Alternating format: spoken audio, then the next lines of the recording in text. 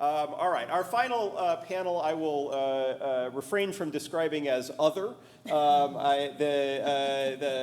Some dispute as to exactly how one gathers the topics together, but I think it actually has a array of interesting topics, including what happens when we go international, what happens when production occurs abroad and products are imported into the United States, whether exhaustion is implicated, whether antitrust restrictions are implicated, and the role of Section 271G.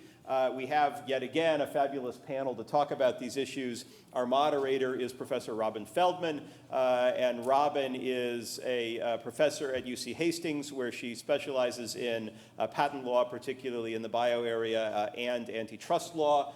She is well suited to moderate this panel. She's also the author of now 2 recently published books on these subjects. So let me turn it over to Robin.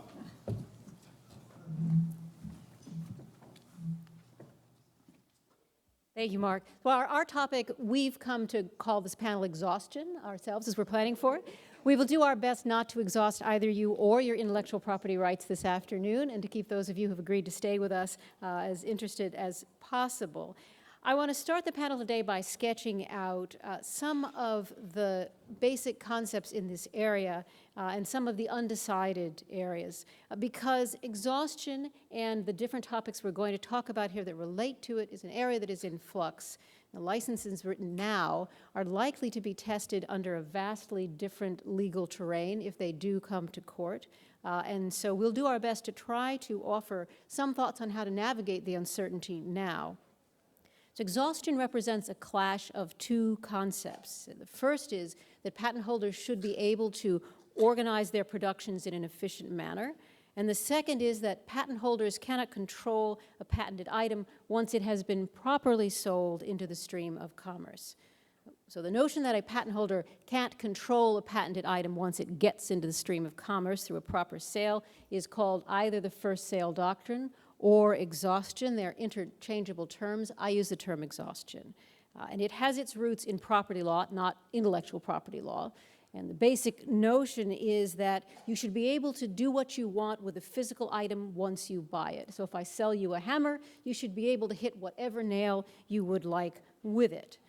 Now, what we know about the modern circumstances on exhaustion comes from a relatively recent Supreme Court case of Quanta, which reinvigorated exhaustion as a doctrine. The Federal Circuit had all but shut it down. And Quanta also made it clear that exhaustion applies to method patents as well as to product patents. So Quanta says when there is a sale of a patented product or a product that substantially embodies the patent and it's an authorized sale, the sale exhausts the patent holder's rights. Patent holder can't place restrictions that will reach past that sale, at least not under patent law. So let me briefly describe Quanta here. Thank you. All right. So, wonderful. Thank you. Okay. So in Quanta, the patent holder licensed to Intel a patented method for chip making, and then also the right to use or sell the chips. And in a side agreement between the patent holder and Intel, Intel agrees to tell anyone who buys the chips they only have the right to use the chips in conjunction with Intel products, not non-Intel products. So Intel sells its chips to Quanta and dutifully includes the notice they're supposed to. Quanta ignores the notice and combines the chips with non-Intel products, and the patent holder sues Quanta. Now, the Supreme Court rules in Quanta that the chips substantially embody the patented invention, so that when Intel sells to Quanta, and the different points will matter, so this is here. So when Intel sells to Quanta, that's a sale, and that ends the patent holder's rights. So one of the key issues in exhaustion is, what is a sale? When does that happen? And for the Quanta facts, the Supreme Court is really looking at this moment here, Intel to Quanta, and says a product has been substantially made, even though it is going to be combined with other products and component laters. It has been sold. It has entered the stream of commerce. So patent holder, you're done. You cannot enforce any rights past this moment right here, which is when the sale has happened. So what's in the air? And the first is, can you contract around it? If you can't exercise patent rights to place restrictions that will last after this particular sale point here, can you create those restrictions by contract and then rely on contract law and contract remedies to protect you? The lurking problem in this area is patent misuse, which is defined, at least in the Federal Circuit, as an impermissible attempt to extend the time or scope of the patent with anti-competitive effect. So for those of you familiar with patent misuse, you know that the consequences are fairly draconian. If you are found to have engaged in patent misuse, you cannot enforce your patent rights against anyone until the effects have dissipated, and no one really knows what that means. So if patent law does not let you reach past the first sale, and you use a contract to reach past the first sale, have you engaged in patent misuse? And that is the question. And there is no clear answer on that right now, but there are some comforting perspectives. One of them is that the Supreme Court in Quanta, in a footnote, left open the question of whether one can rely on contract law rather than on patent law to reach beyond the first sale. In other words, maybe you couldn't ask a court to enforce your rights through patent, but maybe if you properly drew the contract, you could ask a court to enforce the contract rights. So that's one cheerful note. Another cheerful note regarding patent misuse is that as a general matter, the Federal Circuit does not care for patent misuse. And many companies have felt comfortable for quite some time ignoring it, at least as long as nothing is a violation of antitrust law. I should note that the Supreme Court has not looked at patent misuse since before the period when the Federal Circuit essentially shut it down. So there is some uncertainty there as well. And Fred Server and I think Laura Storto are going to talk about contract drafting extensively and how one might try to draw something that might be appropriate. Another open and a question that will become very important is what is an authorized sale? I'm going to talk about this in the context of field of use restrictions. So let's see, where are we here?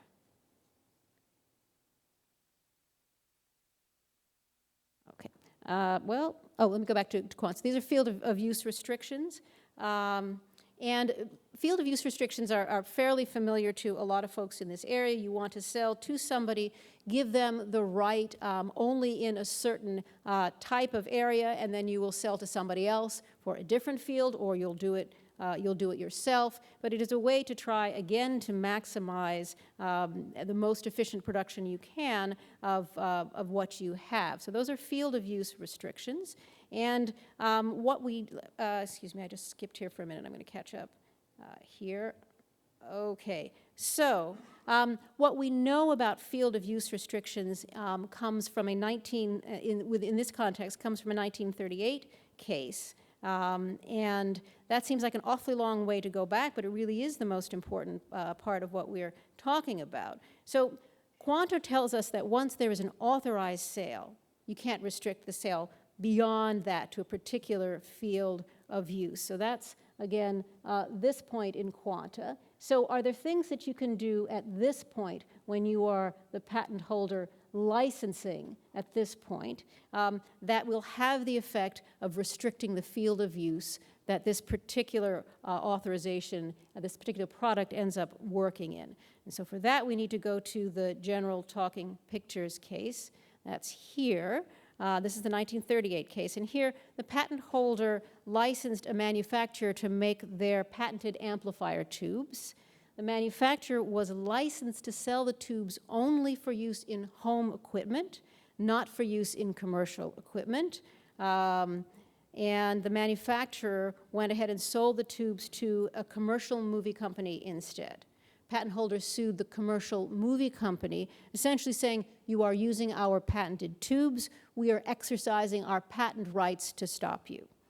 The 1938 Supreme Court did not find patent exhaustion, looking at this, which is interesting, and they said, when the manufacturer sold to the commercial movie company, licensed the commercial movie company back here, when the manufacturer sold, so it is a sale. I mean, the manufacturer sold to the commercial movie company right here. Yes, that's a sale. Yes, that should have exhausted the patent's rights. You should have not be able to restrict past there. But this sale here was unauthorized. And the reason it was unauthorized was that the license back here only gave the rights to home use, not to commercial use. And because the license was restricted, then the sale down here was unauthorized, and therefore it doesn't count for exhaustion. So that's the 1938 case. Why didn't that work for Quanta? I mean, if you are familiar with the Quanta facts, they sound remarkably similar to what we were talking about here. In Quanta, you have a patent holder, licenses a manufacturer, intends that to be limited to a certain area. The manufacturer sells to someone else using it in the wrong way. Why didn't that work for Quanta? Well, the Supreme Court in Quanta gives a very narrow, one might say, slightly strained reading to the language in the contract and says you didn't restrict it properly. I have the language here. If people want to ask about it, we can do that in the questions, but I want to make sure I give everybody else time. But suffice to say, it is an incredibly narrow and strained reading of that contract. So the result is that the court in Quanta says, well, I'm sorry, you didn't do it right, so we aren't going to look at that issue that came up in 1938 in general talking pictures. So now what? What can we do? Can you rely on the 1938 case? Can you avoid exhaustion by just having the right wording in your licensing contract right here? That's not decided either, because the Supreme Court said we don't have that in front of us. We aren't deciding that. So if I were writing a license, I would certainly put the magic language in there, but I can't tell you that that will survive when it does come before the court. So I'm going to move just for the last minute or two to international exhaustion, which we will all talk about. And you will again see in our discussions the issue of authorized sale appearing again, but I'm not going to go into that at that point. I just want to give you the basics of international exhaustion, and that's here. So essentially, a patent holder has a product. Let's assume it's patented in Germany and in the US, and the company sells that patented product in Germany to a foreign company. That's here. Foreign company then imports it into the US and sells it in the US. Can the patent holder claim infringement, or were the patent rights exhausted by the sale that happened in Germany here? In other words, can you exhaust your American patent rights through a sale in another country? That is the basic international exhaustion issue, and it gets very complicated from that point on. There's a Supreme Court decision from 1890, Bosch versus Graf, and it's often cited as a ruling that foreign sales are irrelevant. In other words, even if there's a sale abroad, your rights aren't exhausted, you can stop the import. Not only is the case 120 years old, there's also a lot of question about what exactly was decided in that case and if it's on point for this question at all. There are modern cases pointing in different directions that Lee Westerlund will discuss in her presentation, I believe. So we will get to that as well. But that's the basic question set up for international exhaustion. We've been talking about patent rights and international exhaustion, and into this wonderful mess comes Costco, which is an international exhaustion case, but it's copyright, it's not patent. The Ninth Circuit had said there's no international exhaustion in copyright. When your goods are sold abroad and imported into the US, you can exercise your US rights all you want and you can block it. That went to the Supreme Court. Justice Kagan recused herself, and the Supreme Court split 4-4. So we have no answer on whether there is international exhaustion in copyright.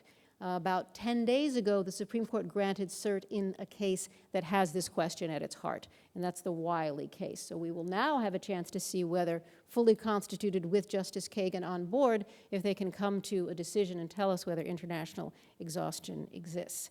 The issues are different in patent and copyright, but if the Supreme Court does endorse exhaustion of copyrights internationally, it will be one more move towards strengthening that in the patent case internationally and patents exhaustion in general. So this is a very interesting, exciting, and difficult area. One thing that's absolutely clear is that it's not clear what's going to happen with the licenses you write now, and we'll do our best to help you walk through some of the parameters you might consider at this point.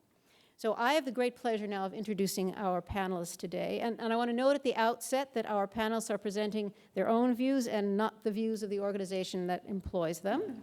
Our first distinguished speaker is Herbert Hovenkamp, who is the Ben and Dorothy Willie Professor of Law at the University of Iowa.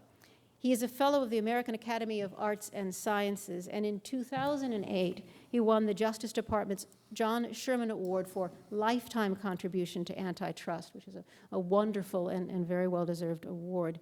He is the author of some 12 books and approximately 100 articles, which is astounding. His principal writing includes what most of us would think of as the gospel in antitrust law. It is the antitrust law treatise that was formerly authored with the late Professors Arita and Turner. So we're very fortunate to have Professor Hovenkamp with us this afternoon. Thank you. Can I use this? I guess I can, thanks. Okay, I'm going to talk a little bit about the development, the domain of the first sale doctrine, its relation to antitrust policy, a little bit about the Quanta case and why I think it was wrongly decided, and finally a little bit about the case that the Supreme Court has recently showed some interest in to the point of asking the SG to give its views, and that's Monsanto versus Bowman and the problem of the application of the first sale doctrine to genetically altered seed. The Supreme Court actually addressed the first sale doctrine in both patent and copyright prior to the passage of the Sherman Act. The principal 19th century case, although not nearly the only one, was Adams versus Burke, which illustrates some of the problems, and it's a remarkably similar case to Quanta. The patentee licensed its immediate licensee, a firm named Lockhart & C, to build coffins with its patented technology for coffin lids, which basically permitted them to be opened and left without a stick or something holding them up during an open casket funeral. Lockhart & C built the coffin. The license included a restriction that it not be used for burial more than 10 miles from Boston. Then the licensee sold the coffin to Burke, who conducted a burial in Natick, Massachusetts, which is 17 miles from Boston, and found himself on the wrong end of a patent infringement suit. Importantly, because like I said, this doesn't sound all that similar to Quanta Computer, but it is in fact. In Quanta Computer, the patentee gave a manufacturing license to Intel to incorporate some technology in a chip package that Intel sold. So the first transaction in both of these cases was a manufacturing license, not the sale of a good. And in both cases, the assumption is that the first sale doctrine did not attach to that manufacturing license alone. However, once the good was manufactured, the coffin lid in the Adams case or the chip package in the Quanta case, the first sale doctrine attached to the good and held and holds basically that no post-sale restraint with respect to that particular copy of that good is enforceable as a matter of patent policy, that is via a patent infringement suit. Now, that's important because I think one of the under-processed statements in the Quanta Computer case was that the court refused to decide whether the first sale doctrine applies to process or to method patents. The fact is, it can't apply to process or method patents. Every patentee, as long as we've had patent laws, has had the ability to put things like field of use restrictions into manufacturing licenses, locational restrictions. If I want to license you to make my manufacture my coffin in the state of California, that's certainly an enforceable restriction. The point where the first sale doctrine attaches is not to the method patent or the process patent or the manufacturing license. The point where the first sale doctrine attaches is to the sale of the good that is produced by that process. And so literally, you have to have a patented good, and the restriction has to be on that good. That's consistent with the general talking pictures decision that Robin talked about a while ago. That was a pure method patent. It was a patent by the patentee that licensed somebody to manufacture stereophonic sound equipment for residential users, withholding to itself the right to sell the equipment to commercial users. And the majority of the Supreme Court had no problem holding that that was an enforceable enforceable restriction. Okay, the other issue that Justice Thomas left open in Quanta Computer is whether you can use a contract as an alternative. And first of all, there's some very important differences, right? A patent restriction is a limitation on a patent grant, and it's normally enforced by a patent infringement suit. It can include a contributory infringement suit, and many first sale cases were in fact contributory infringement cases. By contrast, the contract action is typically enforced in state court under state law as a breach of a license agreement, and it is unquestionably true.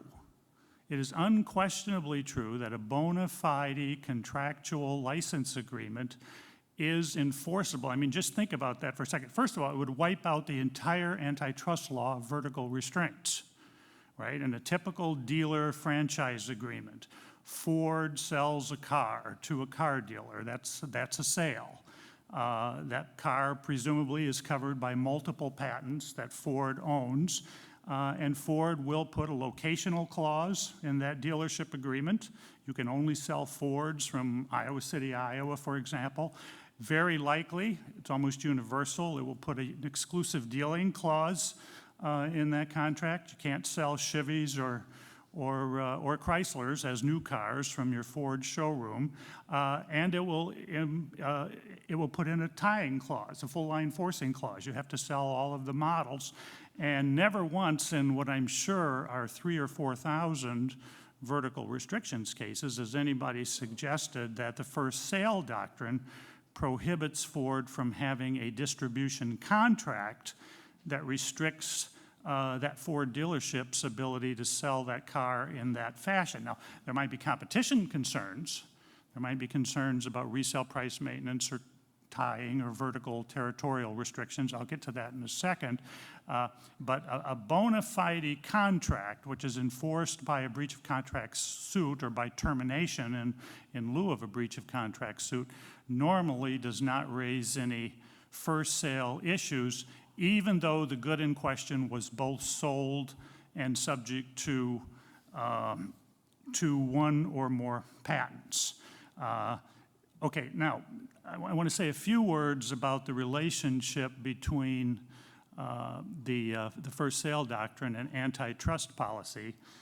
Like I said a few minutes ago, the first sale doctrine actually antedates antitrust policy. It was applied to a locational restriction, what we would call a vertical territorial restraint in antitrust in the Adams-Burke case, which is 30 years before the Sherman Act was passed.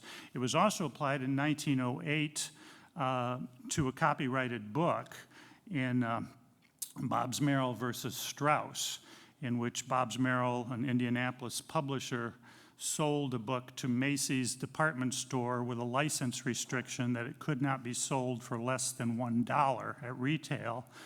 Macy's sold the book for 89 cents, and Bobbs Merrill brought a copyright infringement suit against Macy's, and the court held that that restriction was unenforceable as a matter of copyright law, and then set aside the case, which wasn't raised, whether that restriction could have been enforced as a breach of contract suit. And then, of course, 3 years later, in the Dr. Miles case, the Supreme Court held that as a matter of contract law, a resale price maintenance clause would be preempted under the antitrust laws, and from that point, for the next nearly a century,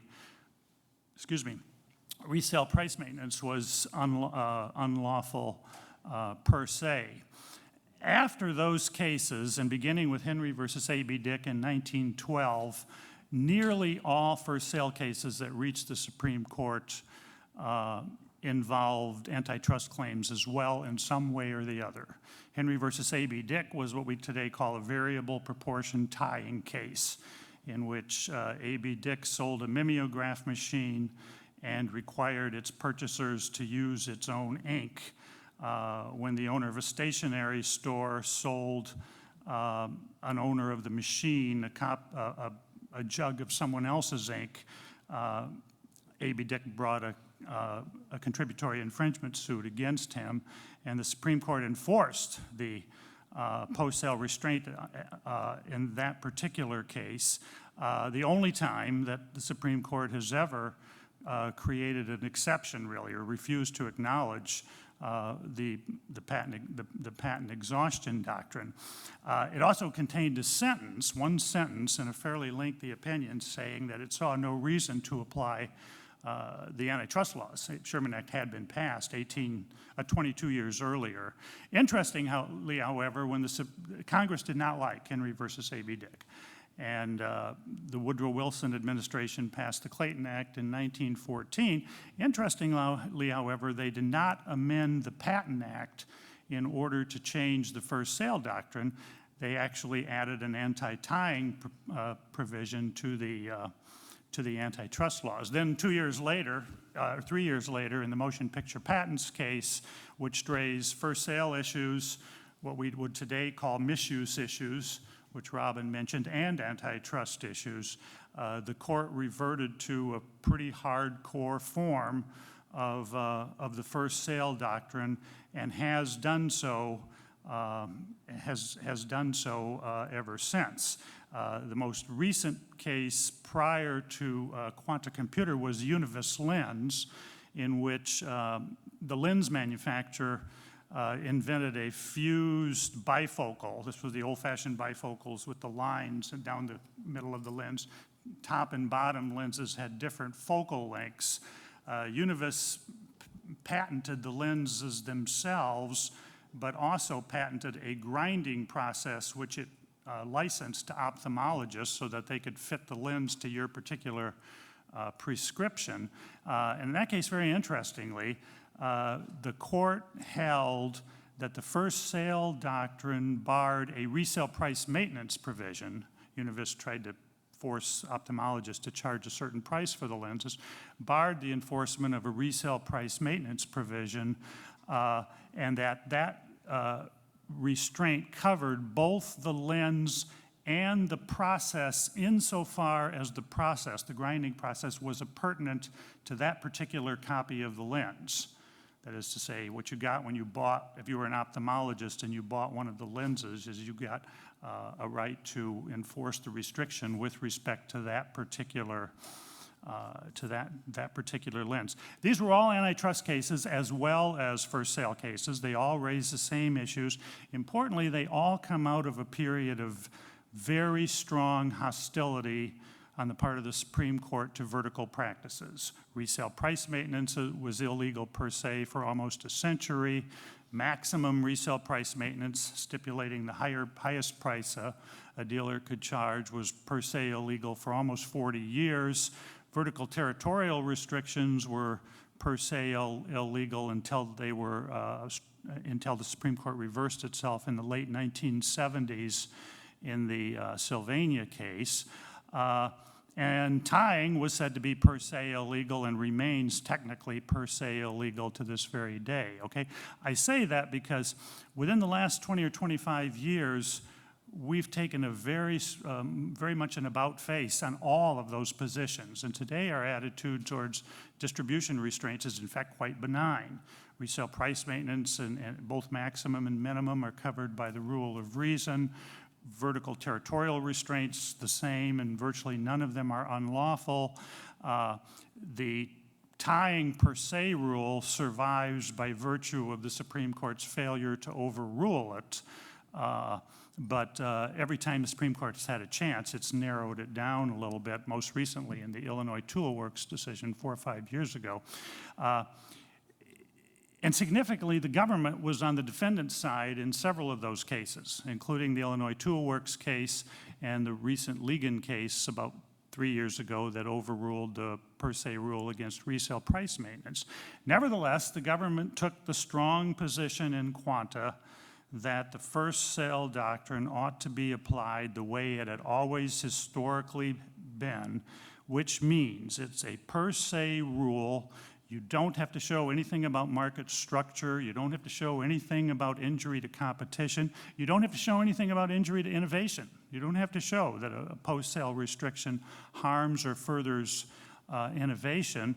And let me just suggest there are some pretty good pro-competitive reasons for first sale restraints, particularly in circumstances where you want to reach downstream purchasers who are not in privity of contract with the patentee. For example, in the Mallinckrodt case, there's a restriction that prevented a device from being used multiple times, and the infringement defendant was somebody who bought discarded material from hospitals and reconditioned these devices. It never dealt directly with the patentee. That restriction could not be enforced by means of a breach of contract action. It would have to be enforced by a patent infringement suit. So I think the right first sale doctrine ought to be the one that we've seen from time to time in the lower courts, which links post-sale restraints to two types of harm. One is harm to competition, and the other one is restraints on innovation. That is to say, post-sale restraints ought to be covered by a kind of rule of reason in which the court permits the restraint unless there is some kind of showing of harm to either competition or innovation. I've got to be about out of time. I'm not looking at Robin right now. So one word on Monsanto versus Bowman, okay? Monsanto makes Roundup Ready genetically modified seed, puts a notice on the seed bag and the seed tag that says you may not replant this seed, okay? Good reason for that. If the seed, this is soybean seed, and I'm not a geneticist, but I'm told that one of the characteristics of soybean seed is that the gene is very robust. It survives in huge numbers into the second generation and beyond. Reclaiming second generation soybean seed is very easy, and what Bowman found out, which evidently is common knowledge among farmers in Indiana, that if you just go down to the seed store and buy some soybeans, down to the elevator and buy some soybeans for use, they are plantable, and at least 80% of them bear the Roundup Ready gene, which basically means you can use this global killing herbicide, kills everything but the soybeans themselves, okay? Federal Circuit held that first sale doctrine did not apply because what Bowman was planting was not the original patented seed sold for the first generation, but rather the progeny of that seed. And then 2 weeks ago, the SG asked, the Supreme Court asked the SG for its views, and as of the last time I checked, which was yesterday, the SG hasn't had anything to say about this. It's still a little bit early, but typically if the SG says this is a good issue for cert, then there's a pretty strong chance that the Supreme Court will grant cert. Thank you. Thank you very much. Leah, you're going to come up there. So while Leah's getting set here, I will introduce her to you all. This is Dr. Lee Westerlund, and she has more than 15 years' experience in intellectual property law with a focus on patent. She currently serves as Vice President of Global Intellectual Property in the Bavarian Nordic Group. In her wonderful breadth of experience prior to Bavarian, she has served as a senior associate at a Swedish law firm, a European specialist at a U.S. law firm, and a legal intern at the Federal Circuit for the former Chief Judge Michael. In 2004, she was appointed professor of law at Linköping University in Sweden. I hope I said that right. We're so pleased to have her here with us today. All right, so since it's the last part of the day, I thought I'd wake you up a little bit. So this is how I view the world sometimes, sort of my daily work there. You can view this picture both ways, I guess. You can have, we have a patent world, And yet everyone seemed to be so shocked and amazed when you actually assert a patent and enforce it. And I guess also it depends on the industry. Basically, the surfers know that the shark is there, and yet they're equally surprised every time something happens. I'm going to go, we've had the national part, domestic part of exhaustion, so I'm going to go into the international part. I'm going to provide more of also a practical, hopefully common sense view of international exhaustion. And I think that certain things have been forgotten. It's a very narrow focus here when you're looking also towards international exhaustion. So the first one we have is the 1890 opinion, as you indicated, holding that if you have an authorized sale abroad, exhaustion is not triggered. In that case, it was in Germany, and it was actually the prior use defense that was used in Germany. So it was a legal production in Germany. It wasn't so that the patentee had authorized it, but it was authorized because it was legal. And there they found that you could not, it was not exhaustion. So importing it to the US would be patent infringement. Jazz, holding authorized for sale outside of a product, does not trigger exhaustion. Then came Quanta, and I know that a lot of people somehow read into Quanta that there is an international exhaustion.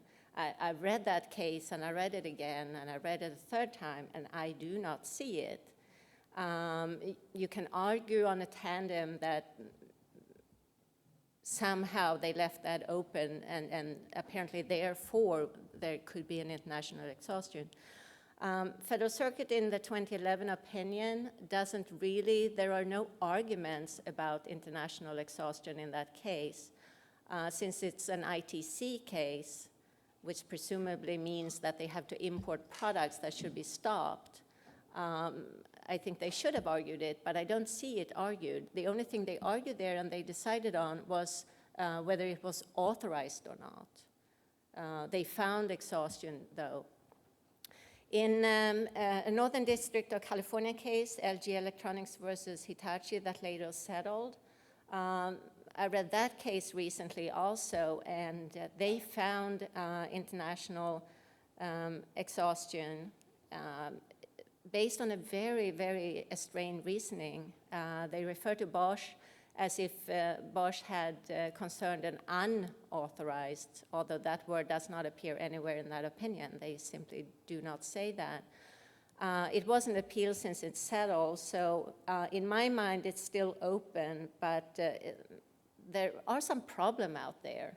And as an in-house counsel, I have to say that we prefer, even though we can be on both sides of these issues, depending on which situation it is, we want certainty and we want reason. And we want to have a system that works predictably to protect our business. And since I'm in the biopharma, we might have different issues than what you might see in high-tech software. So a previous speaker said that, you know, we can't distinguish between businesses or industries, but yes, we can, because we rely in a different way on patents. I am not a copyright person, but I am going to touch on this copyright issue. It was years ago since I looked at copyright. So as we heard, there will be, Supremes will take up the copyright issue, first sale. And the issue is, quite frankly, under the copyright statute, previously it has been decided that for products manufactured in the US, exported abroad, re-imported to the US,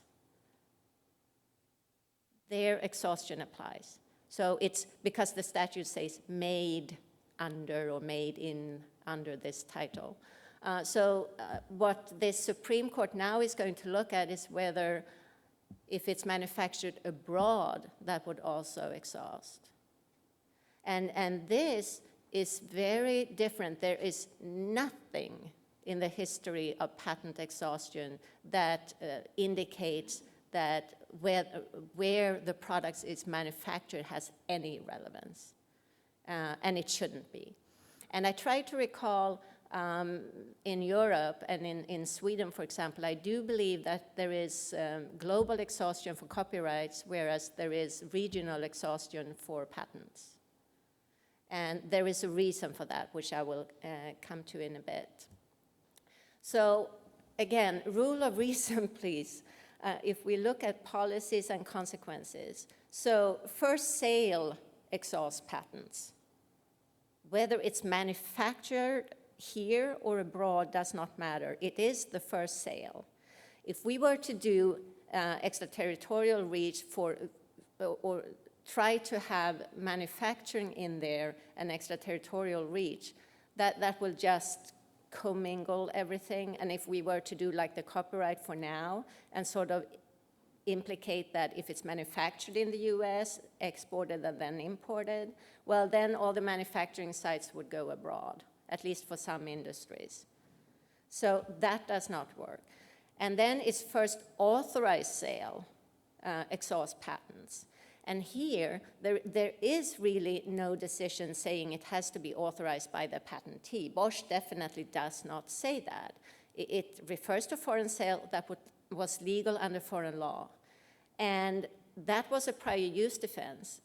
In other situations, we can have the defense that there was no patent in the country where it was manufactured. Even though we typically patent more or less all over the world for important products, we don't cover every jurisdiction. And so that would also be an authorized sale in that country. And if we were to have an extraterritorial reach and say that that would then be exhausted, well, then they can import it back to the US. So that does not work.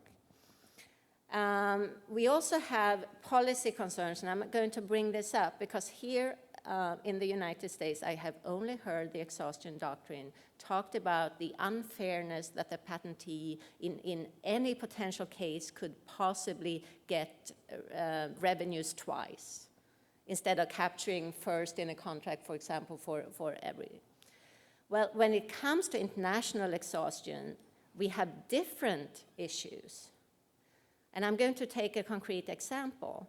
Pharmaceuticals and biopharmas must sell products to different jurisdictions based on different prices.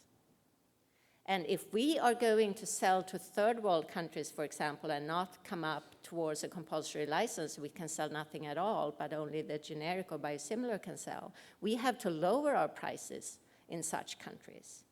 If there were, that would be a sale that would be authorized by ourselves, the patentee. And there are jurisdictions out there where you don't need prescription for certain drugs. And then we have the non-prescription drugs as well. So we would, if we had a drug and we sell it in Egypt and we sell it for very cheap, well, what prevents anyone then from buying and then import it back to the US and get the difference without doing anything other than buying and selling our drug? That would also undercut the market, obviously, in the US, so it would affect us. So in Europe, when we talk about exhaustion and when we teach at law schools about exhaustion, we always talk about exhaustion in the context of parallel import.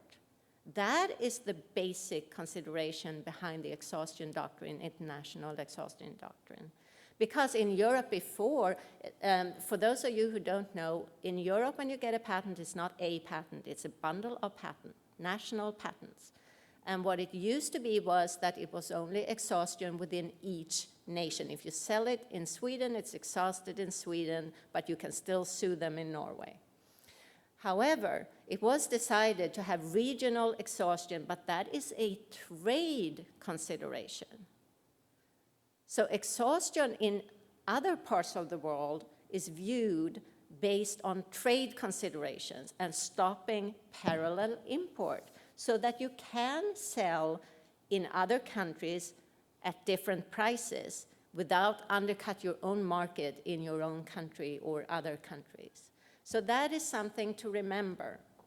So in my mind, the logic solution is obviously to, if you have licensees and licenses and world licenses and unconditional licenses and whatever your license might be, that would be something that should be brought up as an affirmative defense. Well, then it's not patent exhaustion, but it's an affirmative defense. If it's a global license, unrestricted, well, that would be an affirmative defense against patent infringement. It could be an implicit license, and I don't understand why the courts are so hesitant to look at it that way, or touch it that way, or it hasn't been argued. And I'm done, I hear? You have several more minutes. Oh, so I just have to several more Giving minutes. you notice. Okay. No, so the big message I wanted to convey here today is that it's very easy to lose sight of the big picture and to lose sight of the policies behind different doctrines. And I would propose that there are different considerations behind domestic exhaustion as opposed to international exhaustion, because international exhaustion opens up for all sorts of issues that we wouldn't want to have. And I'm a bit surprised that that hasn't come in yet in any of the arguments, because, I mean, the US and Europe are not foreign to having issues with trade. We had a banana war, for crying out loud. So it's important issues. And it would also, in the world of compulsory licensing and the development taking place all over the place for pharma and for bio, if we can't even sell cheaper in foreign jurisdictions because that would amount to an authorized sale that then whomever can buy up and import back to the US without infringement, that would also counteract all of the third world issues. All right? Thank you very much.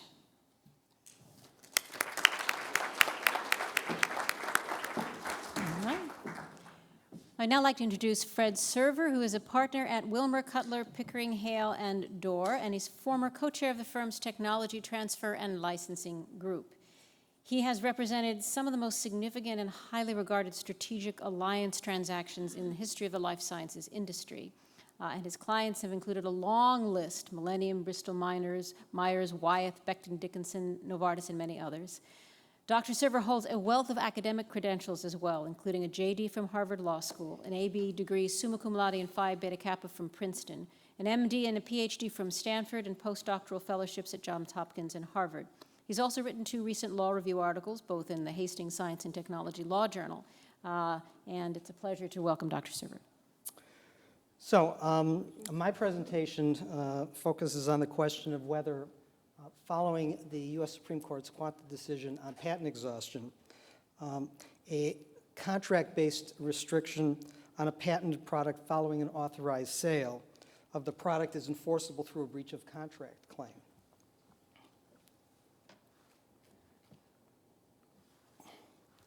And because I suspect that I will get the hook from Robin, I've given you the summary of my talk already, so that should I get the hook, you will know what the answer is. First point is an authorized first sale of a patented product exhausts patent infringement remedies. That's Quanta. There is significant doubt as to whether patent infringement remedies can be preserved through conditioning the sale. That's the issue of whether Mallinckrodt survives. Next, the question of whether post-sale restrictions can be enforced through breach of contract remedies has not been resolved by the U.S. Supreme Court. That's the Quanta footnote 7.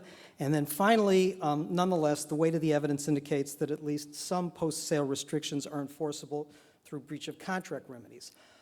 In light of what Herb said, my sense is that I'm here to provide the formal analysis to the statement that he made, which unequivocally indicates that at least some of the restrictions are enforceable through a breach of contract remedy. But I'm just going to go through the formal analysis anyway. So we begin with, and this is the way that I've assessed these cases, we begin with looking at the simplest sort of situation in which you can find a patent exhaustion in which the patent remedy will not be available to the seller patent holder. In this case, what one would find is there'd be a restriction placed on the buyer. Mallinckrodt's an example. This is a situation where you can't refurbish the device that in fact is sold. By patent holder, what I'm talking about here, it's the owner of the right to make the sale. Just to give you a little bit of insight in terms of which of the cases fall into this general category, the cases that have been discussed, many are listed here. This is where the patent holder, the owner of the right, makes the sale, and the sort of capitalized letters indicate in cases where you have AS, which is there's an authorized sale, there is patent exhaustion, and where there's patent exhaustion, your restrictions are unenforceable through a patent infringement remedy. There are a series of cases that followed that. Keeler, the Bayer trilogy, they made it absolutely clear in those cases that the restrictions weren't enforceable. There are two cases listed on here where there was a sale by the patent holder, and we see something else. In Henry v. Dick, which was overruled by motion picture patents, which was already discussed, and in Mallinckrodt, there was an authorized sale, but the sale was conditioned, and by that I mean there was a restriction that was placed on the buyer. In that scenario, those courts determined that there was no patent exhaustion, and in fact, the restrictions were in fact enforceable through a patent infringement remedy. So we'll remember this for future reference, but they are an interesting set of cases, and the issue is whether or not Mallinckrodt was overruled by Quanta. Another scenario, which will capture certain other cases that were mentioned today, are situations where a patent holder will grant a license to a licensee who manufactures. The manufacturing licensee will then sell to a buyer. What we have here are two different sort of transactions in which restrictions can come into play. The first one is with respect to a license. So we already talked about General Talking Pictures. The licensee's scope to sell was restricted by the patent holder. And as was made clear, when the licensee sold outside of the scope of that, what happened was you had an infringing sale. There's another sale, or there's a sale that takes place in a situation where the licensee sells within the scope of their license, and in fact, that's an authorized sale. And nonetheless, you can place a restriction on the buyer, and what one looks at is whether or not those restrictions are enforceable. So here we have a series of cases where the sort of fact pattern fits what you see on the screen. Where you see the IS no PERE, it's an infringing sale. There was no patent exhaustion, and those restrictions were enforceable under patent law. Motion picture patents, for example, a slightly different scenario, there was an authorized sale. Patents were exhaustion, and that restriction was unenforceable under patent law. This kind of analysis of the cases, to me, allows one to parse them and try and make at least heads or tails out of a long history of patent exhaustion cases that date back from the 1850s. What types of restrictions might one find that a patent holder or a manufacturing licensee may place on a buyer?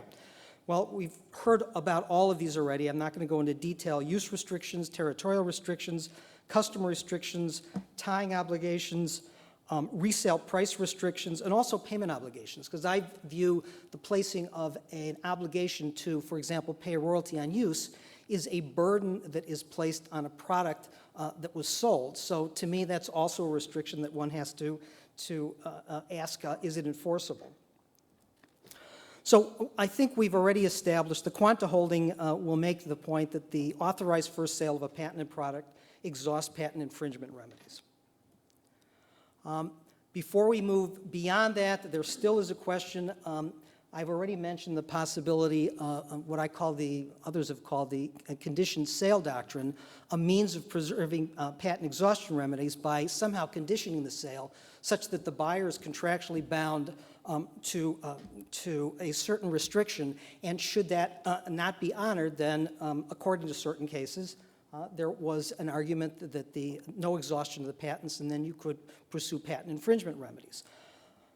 My sense on this is, and the fact is that when one looks at the history of the, what I call conditioned sale doctrine, you're looking primarily at Henry v. Dick, which was overruled by motion picture patents, and you're also looking at Mallinckrodt, which, to my way of thinking, again, this is my personal view, was almost certainly ruled by Quanta.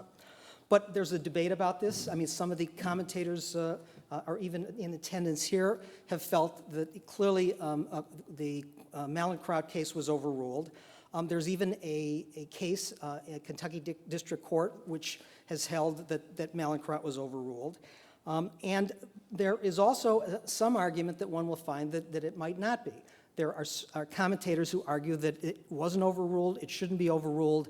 And finally, I'm not quite sure what the meaning is, but if you look at some recent Federal Circuit opinions, including Prinko and Bowman, you will see the Federal Circuit still referring to Mallinckrodt, and one wonders what it is that they're trying to point out with respect to that. I don't have enough time to really sort of put to rest the Mallinckrodt issue. I will only say that number one, the cases that relied or created this conditioned sale doctrine, both Henry and Mallinckrodt, they relied exclusively on cases, Supreme Court precedent that dealt with infringing sales where there was no patent exhaustion. So I would wonder whether or not, when one looks at the history of those cases, their reliance on the infringing sale cases, as opposed to a case where, in fact, there was a conditioned sale, but the sale was authorized, one wonders whether or not the history is such that it doesn't really support the survivability of a ruling like Mallinckrodt.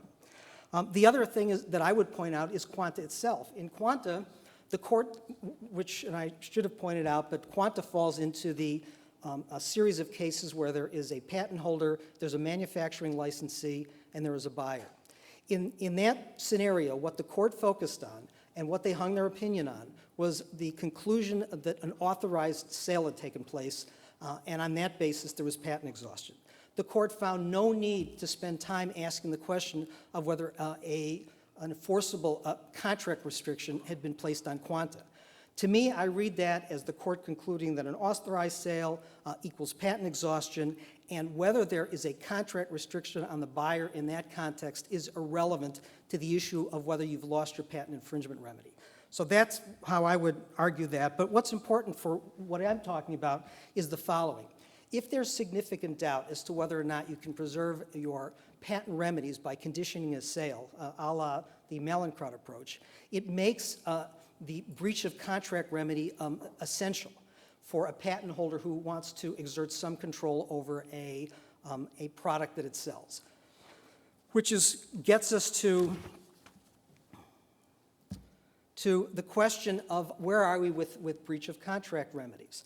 So this has already been referred to, but this is the sort of infamous Quanta quote. We note that the authorized nature of the sale to Quanta does not necessarily limit LG's other contract rights. LG's complaint does not include a breach of contract claim. We express no opinion on whether contract damages might be available, even though exhaustion operates to eliminate patent damages. And they referred to a 1895 case, Keeler. So clearly, my second point in my summary, or the third point, that the Supreme Court has not resolved this issue yet. So I'm now left with the question of what does one do with contract remedies? Is any post-sale restriction on a buyer enforceable? To put it another way, can a case be made based on the patent laws or under any other legal theory that no post-sale restriction on a patented product is enforceable, even through a breach of contract claim under state law? The possibilities as to how this could in fact be the case, Robin mentioned this earlier, it could be seen, this contract remedy approach, as an impermissible attempt to contract around patent exhaustion. It also could be considered, irrespective of the nature of the restriction, patent misuse. And finally, it could conflict with other goals or objectives of the patent laws, in which case the state law would be preempted. Finally, there are public policy considerations against restraints on alienation or restraints on trade that one would have to think about from the standpoint of eliminating all such post-sale restrictions. So, in dealing with not an impermissible attempt to contract around patent exhaustion, I'll provide this piece of evidence. Keeler was quoted by Quanta. The full relevant Keeler quote is as follows. We think it follows that one who buys patented articles of manufacture from unauthorized to sell them becomes possessed of an absolute property in these such articles, unrestricted in time and place. Whether a patentee may protect himself or his assignees by special contracts brought home to the purchasers is not a question before us and upon which we express no opinion. It is, however, obvious that such a question would arise as a question of contract and not as one under the inherent meaning and effect of the patent laws. My view is certainly patent exhaustion doctrine emanates from the inherent meanings and effect of the patent laws. I would use this as evidence suggesting that if you place a restriction on a party buying a patented product and you attempt to enforce it, it wouldn't be an impermissible workaround the patent exhaustion doctrine. The next one that would be a challenge is it conceivable that it would be patent misuse? So a few facts about patent misuse. I will sort of give the Federal Circuit view of all this. I know some on the panel view that the Federal Circuit has narrowed patent misuse, but patent misuse is conduct by a patentee that has impermissibly broadened the physical or temporal scope of the patent grant with anti-competitive effect. The first point would be, well, I just referred to the Keeler quote, which essentially says if you're considering whether or not a restriction is enforceable under a breach of contract claim, you would not essentially look to the meaning of the patent laws. Well, what's critical is that the patent misuse jurisprudence of the Supreme Court developed many years after the patent exhaustion jurisprudence. So Bloomer v. McEwen, which is 1852, was the first of patent exhaustion, whereas in terms of patent misuse, it's either motion picture patents, 1917, Carbice, 1931, or Morton Salt, 1942, which to me means that Keeler was not talking about patent misuse. He was talking about sort of its understanding of the patent laws when that case was tried, which was in 1895. It's also relevant to note that patent exhaustion works in eliminating the patent remedies without any concern or reliance on patent misuse. So those two factors, I think, are important. But it is important to note that when one deals with patent exhaustion and patent misuse, some of the language does demonstrate the overlap in the two concepts. It's already been stated that the patent exhaustion essentially is designed to limit the rights of a patent holder. The patent holder is provided compensation for the invention when the patent holder sells it. At that point, and the language is that the product moves beyond the scope of the patent, which is not unlike some of the language that one finds in patent misuse, where there's an impermissible attempt to broaden the physical or temporal scope of a patent grant with anti-competitive effect. So it does require that one think about patent misuse when one places any restriction on a product that has moved outside of the scope of the patent. Could one argue that this is in fact patent misuse? And I would argue that it's not on the basis of 3 points relying on U.S. Supreme Court precedent, then Federal Circuit case law, and 271 D5. So motion picture patent, which overruled Henry, was a two-part decision. Essentially, the court looked to see whether the sale was authorized. It concluded the sale was authorized, and on that basis, it decided that the patent remedy was exhausted. But the court went on to then look at the specific restriction, which was a tying restriction, very much like Henry, and in fact, it had to overrule Henry. And at that point, it concluded, we think that it's patent misuse, so that restriction is unenforceable not only under the patent laws, but under any other sort of legal theory. Were it the case that simply demonstrating that there was an authorized sale and that in and of itself should trigger the sort of argument that patent misuse will now come into play and eliminate any restriction, the motion picture patent court would not have needed to go on to that second point of the analysis. The next point, the automatic radio zenith cases are Supreme Court cases that deal with extensions of physical scope in the patent misuse jurisprudence. But in those cases, and they were dealing with what's called total sales royalties, where a A licensee will pay on products whether they're covered by the patents licensed or not. It was determined that physical extensions, when they were agreed to, were not patent misuse. So again, it's not that every extension is going to be patent misuse. And then finally, Brulat. Brulat is a temporal extension case. There, the buyer of, well, in fact, the party that was responsible for paying for use of a hop picking machine, they were obligated to pay the same amount both before and after the patent expired. It was determined that the post-expiration payment obligations were per se patent misuse, and on that basis it was concluded that, those payments had to be eliminated. So you have a problem with a per se rule in Brulat. However, it's generally ignored that Brulat is, in fact, even though it's not billed that way, a patent exhaustion case, because the hop picking machine at issue in Brulat was actually sold.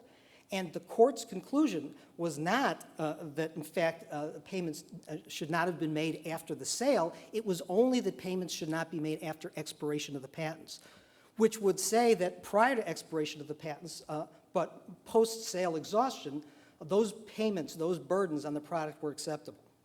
Federal So Circuit Fred law- knows me well, and I'm extending my hook in that direction. So if you can give us a Right. wrap-up, and then we All can right, let so Laura have her time. The wrap-up is finally that I would say that I don't think that the sort of restrictions that are placed and enforceable under contract law would be preempted under any of the other sort of purposes of the federal patent laws. I just cite copyright as an example, as an analogy. Copyright, the legislative history makes it clear that, in fact, you might lose your copyrights if you sell, but you're still able to enforce your contract remedies. I don't think it would be a problem in terms of not against public policy. You know, what you see above is one of the arguments that has been made in support of patent exhaustion. But as Herb said, there's a movement in the sort of world of vertical non-price and price restraints from per se rules to rule of reason. So that would be, certainly from my perspective, support for the idea. Finally, case law enforcing personal servitudes is out there, and this is a situation where you'll enforce a restriction even in the absence of a contract on the possessor of the product. So my final point is, this is where I think we may leave off. This is from Braun, and I use this for the wording only.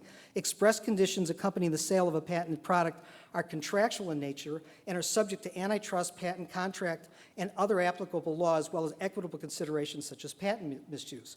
Accordingly, conditions that violate some law or equitable consideration are unenforceable. On the other hand, violations of valid conditions entitles the patentee to a remedy for breach of contract. Thank you, Fred. I told everyone I would keep them on time because I would never be forgiven for letting the last panel run over time. So finally, it is my great pleasure to introduce Laura Storto. She is a senior technology and litigation counsel at Genentech. Prior to joining Genentech, she was an attorney in New York at the firm of Patterson, Belknap, Webb, and Tyler. Ms. Storto is a graduate of the great institution on the other side of the country, Yale Law School, where she was a member of the Yale Law Journal. And following law school, she clerked for the Honorable Carol Begley Ammon in the Eastern District of New York. All right, as the last speaker on the very last panel of a long day, I promise to not talk for very long. So you just heard Fred saying that he thinks contract remedies are still available to enforce some of these restrictions. And he asked the question while we were preparing for this panel, is there really a meaningful difference between contract remedies and patent remedies in a world after eBay where there is no presumption of an injunction in the patent world? I do want to start with one other prefatory comment. Robin was saying that one of the things that Quanta left open was whether if you actually put a restriction in the license grant itself, a la General Talking Pictures, whether that keeps the article unauthorized as it travels down through the stream of commerce. I definitely think that has to be the law. Otherwise, the specific license grant and restricting license rights means nothing. The one caveat in this is I point you guys to a recent Federal Circuit case called Tessera, which Lee talked about in her talk. In that case, the licensor did try to limit the license grant actually for a failure to pay royalties. It said if you don't pay royalties on time, your product is unlicensed. The Federal Circuit disregarded that exemption from the actual license grant, held that there was exhaustion because it thought that having a product that could start out being licensed until a point in time where your royalty payments were due, and at that point it became unlicensed, and therefore your infringement remedies were preserved, they thought was just actually quite crazy. I think that if the restrictions in the license remain the types of restrictions that we see in common licenses like field restrictions, then the restrictions on use and preserving patent remedies for the product as it travels down should still be preserved. So then I just want to talk about one hypothetical to illustrate possibly the difference between contract remedies and patent remedies. So let's say there is a patentee who out-licenses a portion, out-licenses its portfolio, but has a field-based restriction. So the patentee is going to be developing a pharmaceutical in, let's say, the oncology space, but then out-licenses those same patent rights for a autoimmune space. And just like as you saw earlier, these same discoveries in medicine not only are across different cancers, but also there have been some discoveries that the same type of pathway may be involved not only in oncology and cancer diseases, but also in other types of diseases. So the patentee out-licenses that portfolio with a field restriction and says you may not sell the product in a use outside of the field, the granted field. But then it is later discovered, let's say even that the patentee and the licensee develop different compounds, different products. So it's not just it's the same compound, but it's two different products that are targeted to the same epitope on a cell surface, for example, the same antigen. And let's say it's later discovered through interesting work done that the patentees or that the licensee's molecule may be used in the oncology space, so that now there become significant off-label sales for the licensee's product in the patentee's space. Let's also suppose that because of dosing differences between the oncology space and the autoimmune space, that there are big differences in price, which creates a strong incentive to use the off-label molecule in the oncology space.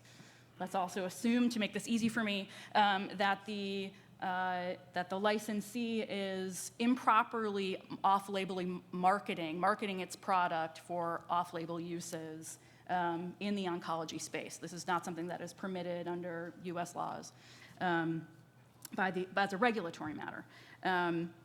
Now, what's the difference here? So now the patentee's oncology sales are being taken away by the infringing, I would argue, product, because the license did not extend to sales in this field. But so now what's the difference between contract remedies and infringement remedies in these two circumstances? The first thing that you would think about is an injunction, and I already, other commentators earlier today have mentioned, if an injunction itself is not automatically assumed, perhaps there is no difference there, and in fact, sometimes in contracts you can get injunctions, presumably to stop the breach. You may no longer breach. That's an injunction, and you must take steps to ensure that you no longer breach. That's also an injunction. So maybe the injunction is not an issue. Another possible remedy, a patent remedy that the patentee will be looking for is lost profits. Now the infringer has been taking away its own sales. It wants its lost profits on the units in the oncology space that it has lost. These types of damages can also be available in contracts through compensatory damages. I think, though, that the field on lost profits, on those types of damages remedies in the patent space is very well developed, and I would be much more assured myself going for lost profits in the patent space. The area where I think there is really a difference between patent remedies and contract remedies is in the area of willfulness.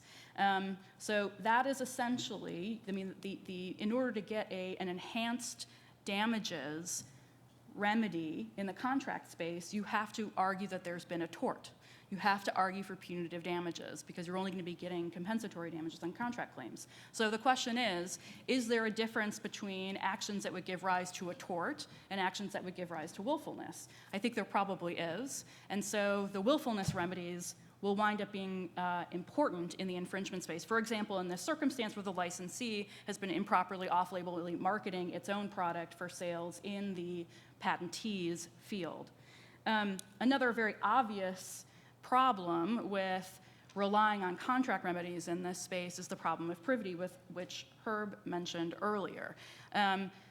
As the manufacturer, you really, in this circumstance, the patentee is only in privity with the licensee and not with the downstream users of the product. So to the extent that you have claims that would only be applying to infringing acts or acts on the people downstream in the product market, the contract remedies aren't going to help you unless you can tie, as Fred was saying, some sort of post-sale restriction, some sort of contract-based restriction on the downstream purchasers and whether those will be considered to be valid. In the pharmaceutical space, however, I think that's not necessarily going to be a very good option because we are not in the business of licensing the practice of medicine. So it'll be very difficult, I think, to establish the right downstream agreements. Thank you. Yeah. Thank you very much. All right. Mark, I think we have just a couple of minutes if people have questions here on exhaustion or international sales or any of the other issues that we have here. You all look about as exhausted, I think, as everyone. We do have. No, you're endorsing the notion Yes. that we will be done today. One question, please. Only one, I promise, not too much.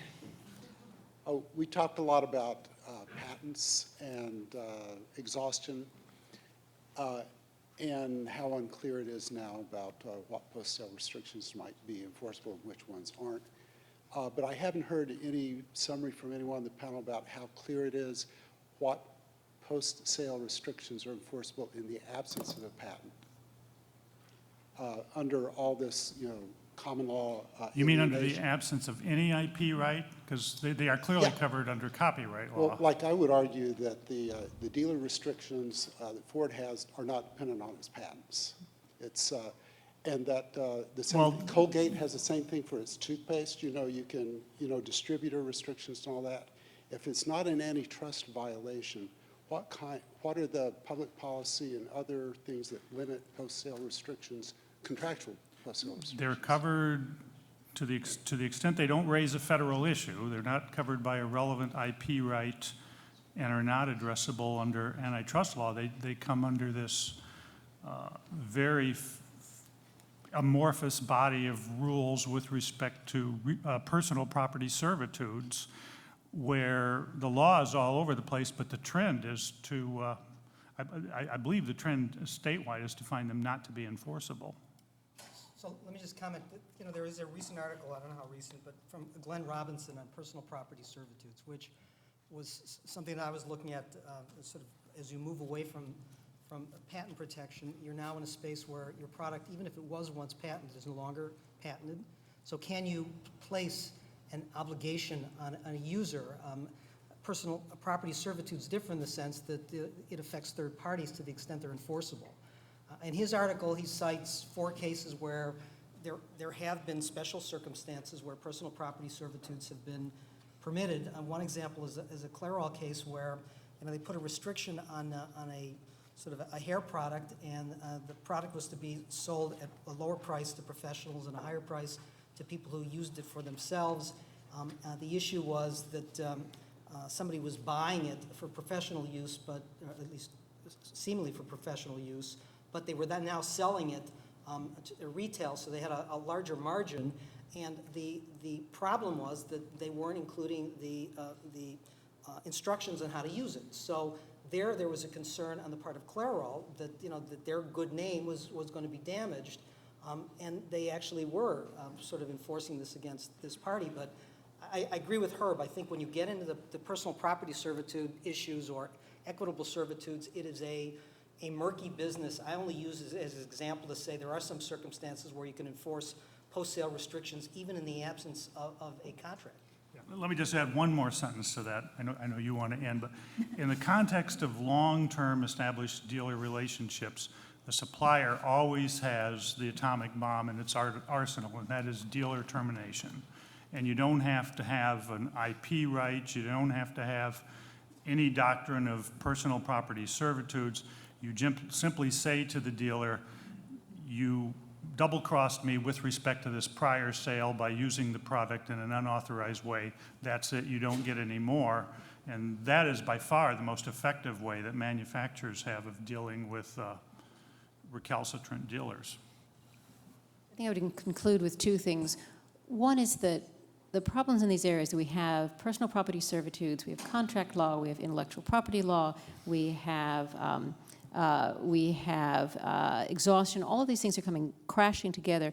They've grown up separately, and now they're intersecting. None of them is clear, and it makes it difficult for everybody operating within here. But somewhere in the next decade, we're going to have to figure out how they intersect and rationalize them. And that's the last point I want to make. They have to make logical sense. They have to fit together in a way that a corporation can actually plan its production and its sales, and in a way that we can explain to the courts when we get there. And I think that's the challenge for all of you folks in the next 10 years.